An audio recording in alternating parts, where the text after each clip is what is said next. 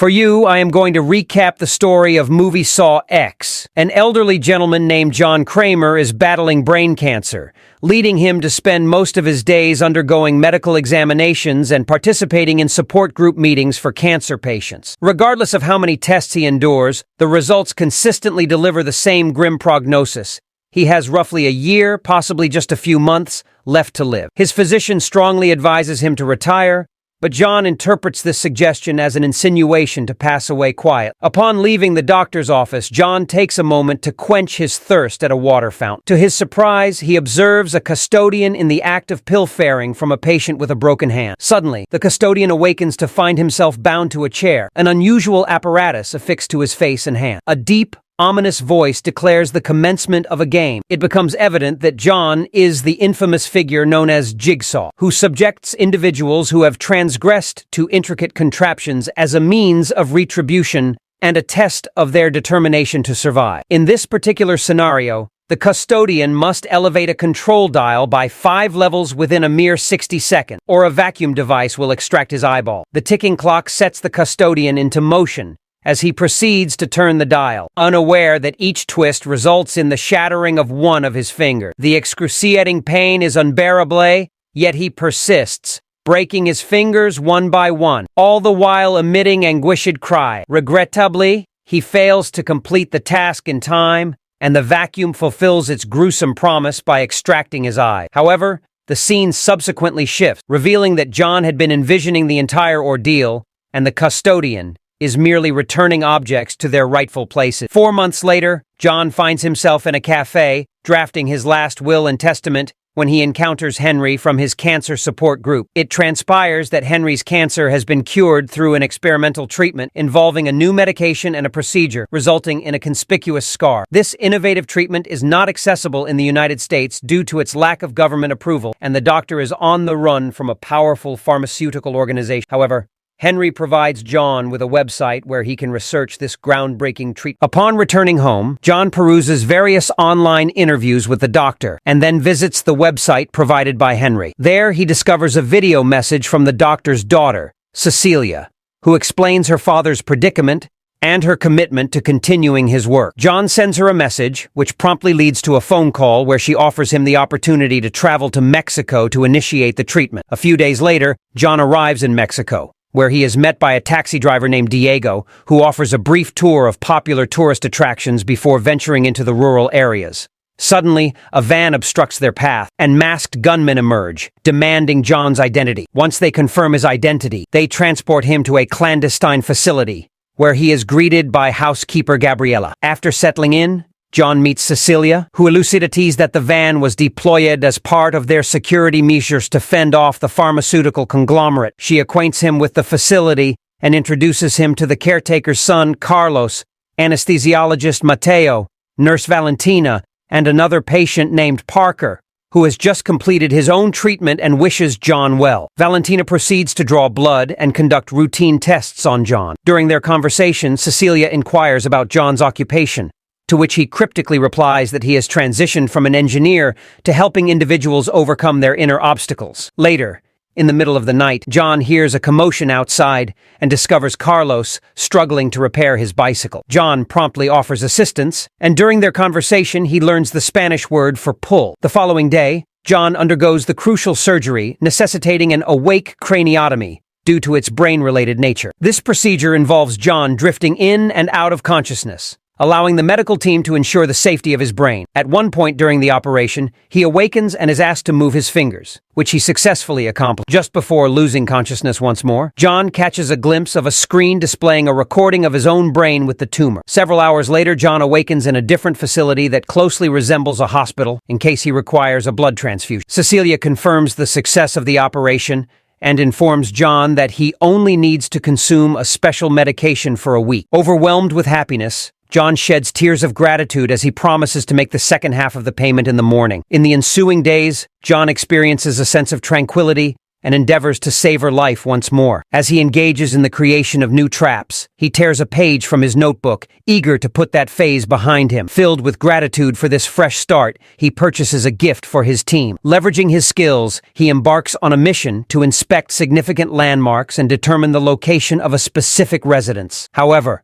upon his arrival at the house, he is taken aback by the sight of an open door and scattered items strewn across the floor. John proceeds to explore the interior but finds no one present. Upon entering the operating room, he is confronted with a scene of utter chaos. On a table within the room, a DVD labeled Surgeons of Tomorrow captures his attention. Watching its contents, he is confronted with a recording that challenges his perception. The surgery he believed to have undergone was, in fact, a ruse. Filled with anger and frustration, he shatters the gift bottle he had acquired and begins to devise a plan for retribution. At a later juncture, Diego, a taxi driver, is dropping off his latest passenger when an unexpected assailant renders him unconscious from behind. Upon regaining consciousness, he finds himself bound to a column within the facility, his hands ensnared in tape with scalpels affixed to the ends and 2 explosives strapped to his arm. Overwhelmed by fear, he hastily frees himself from the restraints and spots John through a window. However,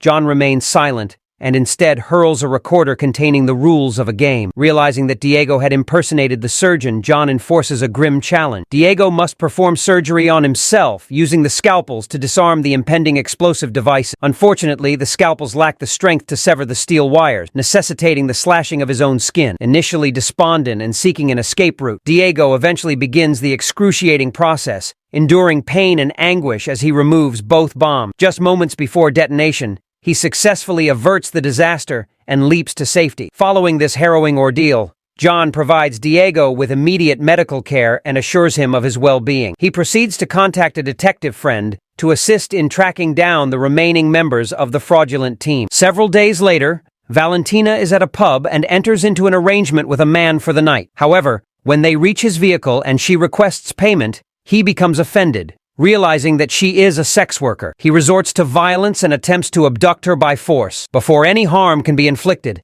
an unknown assailant reaches through the car window and takes the man's life. Subsequently, Valentina herself is abducted. In the meantime, Gabriela visits the veterinary clinic where Mateo works, seeking to procure animal medication, driven by her addiction. Following her departure, Mateo hears a disturbance and is ambushed, rendering him unconscious. Gabriela, after obtaining the medication, heads to a bar where she attempts to consume it in a restroom stall. She becomes aware of a mysterious presence in the vicinity, which eventually results in her being violently abducted by an individual donning a disconcerting mask. Within a lavish mansion, Cecilia prepares bags of money as she organizes a meeting with her next target in Bolivia. Alarmed by a noise, she scrutinizes her security cameras and detects an intruder on the roof. This intruder abruptly breaches the glass ceiling, prompting Cecilia to flee in her car. However, upon opening the garage, she encounters a masked figure obstructing her path. In a sudden turn of events, John appears behind her, inducing unconsciousness to facilitate her capture. The enigmatic individual removes her mask,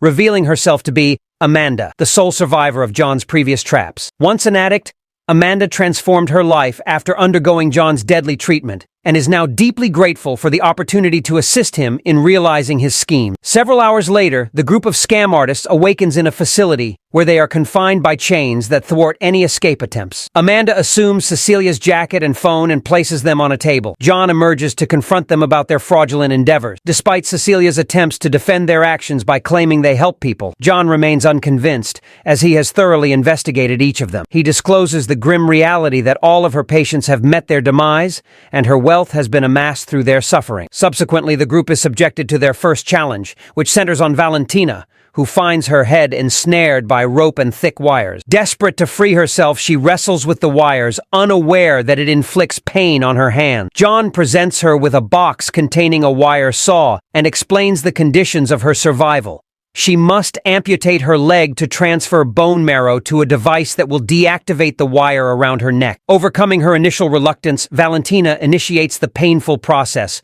persevering as she screams in agony. As the seconds tick away, her leg finally severs, and she hastily connects the hose to facilitate the marrow transfer. Yet time runs out before she can complete the task, and the wire around her neck activates, leading to her tragic demise. John and Amanda observe these events on a screen in an office, And once Valentina has perished, John declares that Gabriella is next in line for the grim challenges that lie ahead. Amanda empathizes with Gabriella, recognizing how addiction can ensnare individuals. But John asserts that free will is a critical factor, and Amanda must come to terms with that reality. It becomes apparent that John has intentions for Amanda to assume his role after his passing. In the midst of this conversation, Cecilia's phone begins to ring, prompting the group to make an effort to reach it. However, their chains fall short of reaching the device. In a desperate act, Cecilia employs a piece of metal to open Valentina's abdomen, enabling her to extract intestines for use as a makeshift rope. This plan proves successful,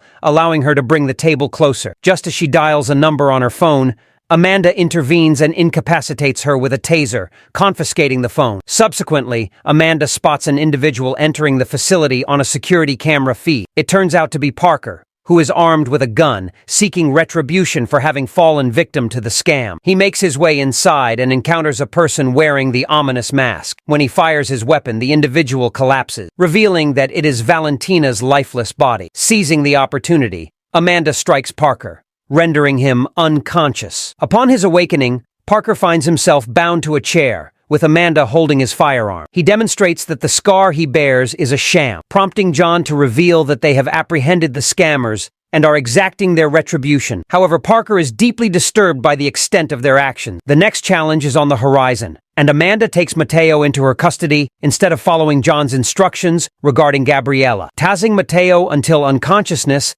Amanda instructs Gabriella to cooperate to secure her assistance later on. When Mateo regains consciousness, he is bound to a chair equipped with a peculiar contraption, a camera capturing his every move. The jigsaw puppet makes an appearance, presenting surgical tools and a set of instructions. The collar subjects Mateo to electric shocks as he listens to the recording, revealing the task at hand. He must place a piece of brain tissue into a glass containing enzyme. This will lead to the dissolution of the tissue and the unlocking of a machine door, providing the key to his liberation. The entire endeavor must be completed within a mere 3 minutes. Initially resistant to participate, Mateo's compliance is enforced through another electric shock, with Cecilia reminding him of the dire fate that befell Valentina. Mateo, driven by desperation, wields the drill and experiences excruciating pain as he carves into his own flesh. He employs tweezers to extract a sample of his brain and place it in the glass. With a mere 22 seconds remaining, the liquid fails to dissolve the tissue rapidly enough, resulting in the trap's activation